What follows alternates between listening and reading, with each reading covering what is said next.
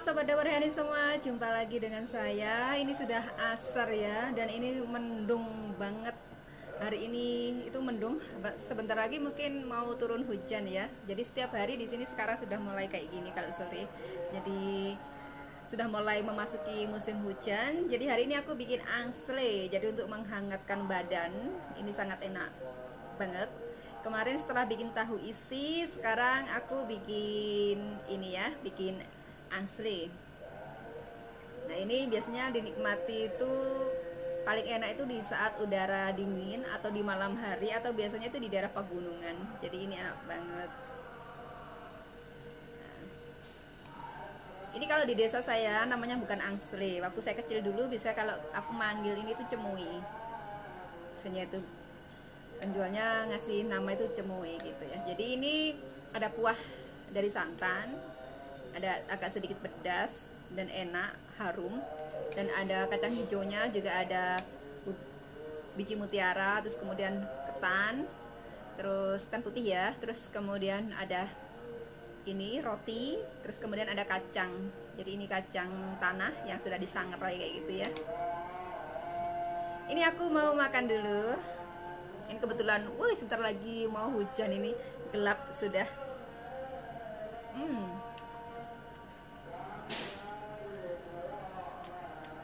Ntar aku juga mau asar, ini awalan biasanya kalau mau adzan asar itu biasanya ada seperti ini.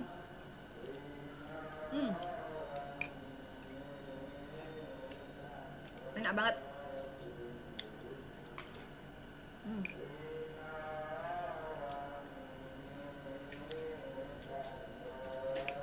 Nah kita nggak usah lama-lama lagi ya, kita langsung aja tonton videonya bagaimana cara membuat angsle yang enak, seger untuk menyambut musim dingin. Bukan musim dingin ya, musim hujan. Oke langsung aja ya, let's cooking. Nah kita siapkan dulu untuk sagu mutiaranya. Ini satu bungkus kecil sagu mutiara. Kita akan memasaknya dengan 1000 ml air putih. Kalau airnya sudah mendidih, kita masukkan sagu mutiaranya. Kita akan buat dia sebagai cendol ya, cendol mutiara. Ini masak sagu mutiara hingga berwarna bening kurang lebih 30 menit sambil tambahkan 4-5 sendok makan gula pasir biar agak sedikit ada rasa manis. Nah, ini sambil sesekali diaduk agar tidak mengumpal atau mengendap di dasar panci ya. Nah ini sudah ditambahkan gula ya. Ini sudah 30 menit dan sagu mutiara sudah bening. Matikan api, kemudian tutup sebentar kurang lebih 30 menit, jadi biar matang sempurna. Nah kemudian kita siapkan untuk ketannya. Ini kita panaskan dandang untuk mengukus beras ketan. Kita panaskan dulu, kemudian kita kukus. Ini beras ketannya 250 gram beras ketan yang sudah direndam kurang lebih 1 jam. Jadi kita rendam dulu beras ketannya ya, supaya cepat lunak. Jadi jangan langsung dipakai sebelum direndam.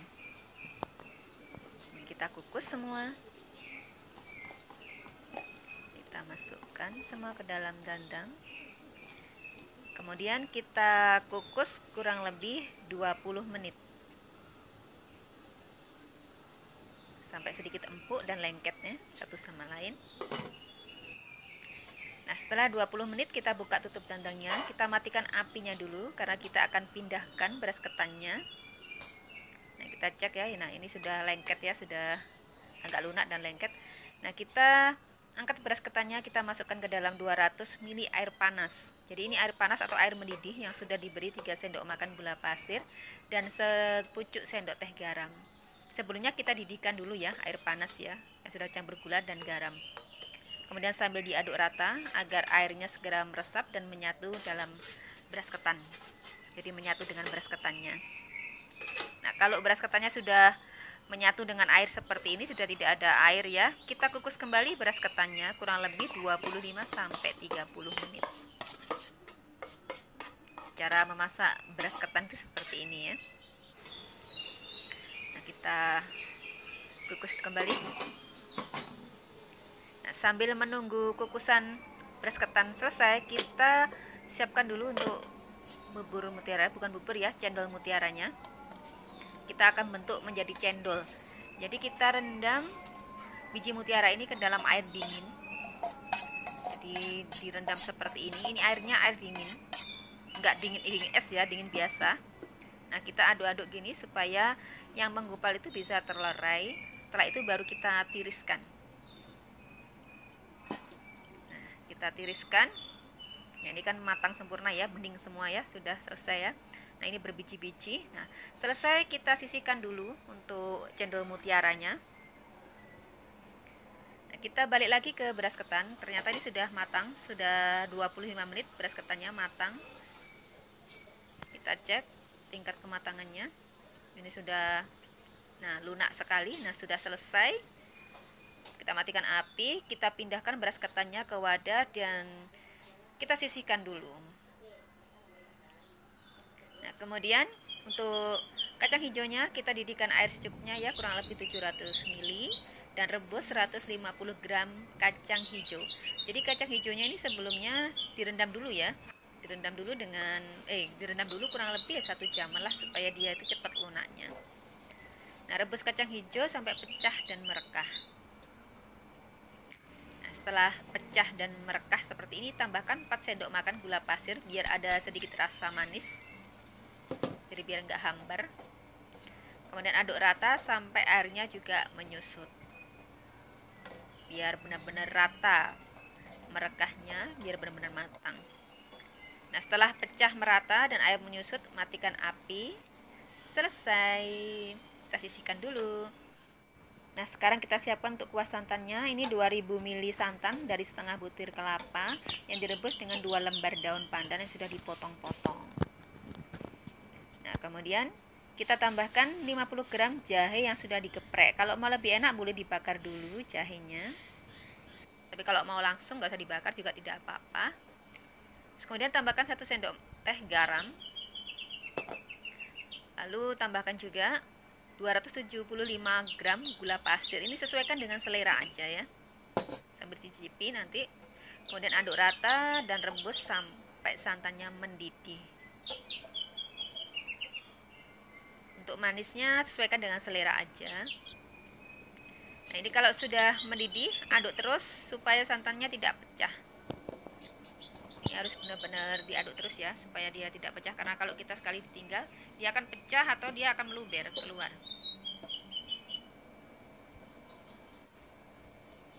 Sambil kita lihat biar benar-benar mendidih rata dan matang sempurna. Bila sudah mendidih rata, matikan api ya. Namun jangan berhenti mengaduk.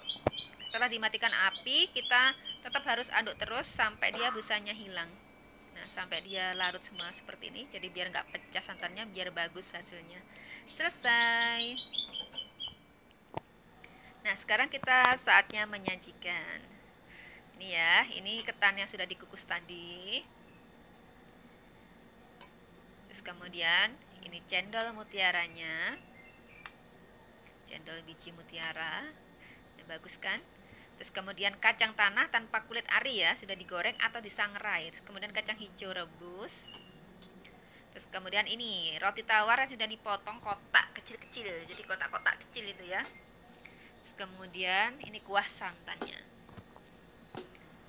Oke, kita akan meraciknya dulu. Kita tata dulu untuk beras, untuk ketannya, karena dia sudah nggak jadi beras, dia sudah jadi nasi ketan. Jadi ketannya kita tata dulu, kita masukkan dulu. Kemudian kita tambahkan cendol mutiaranya. Untuk penataan sesuaikan dengan selera juga ya, nggak usah mengikuti ini. Terus kemudian kacang hijau, mau kacang hijau dulu atau mau cendol mutiara dulu, itu sesuaikan aja dengan selera masing-masing. Terserah mau ditata model kayak apa. Terus kemudian tambahkan potongan roti tawar. Nah, terus ini aku tambahkan dulu sedikit aja ya, tambahkan lagi biar lebih mantap warnanya. Kemudian kita kasih kuah santannya secukupnya aja. Kuahnya banyak juga tidak apa-apa. Ini sedikit ada rasa enak, gurih, manis, dan ada sedikit pedas karena dia kan ada jahenya ya. Tapi itu enak banget, dia bisa menghangatkan badan. Nah, kita taburi dengan kacang tanah. Nah, ini yang bikin dia mantep ini. Ada kacang tanahnya yang sudah digoreng tanpa kulit ari. Oke, selesai sudah kita menyajikannya. Nah, ini dia tampilannya. Wow, enak banget. Ini kebetulan kan pas lagi musim hujan ya. Kita makan kayak gini tuh berasa di badan tuh enak memang. Bener-bener enak ya.